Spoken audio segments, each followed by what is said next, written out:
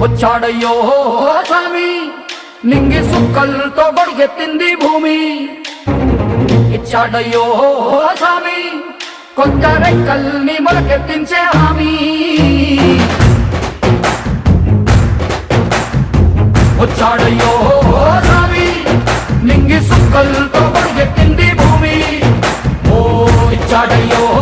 స్వామి కొత్త రెక్కల్ని మొలకెత్తించే హామీ కత్తి సుత్తి పలుగు పారా తీయండి మన కష్టం సుక్కలు కుంకం బొట్టుగా పెట్టండి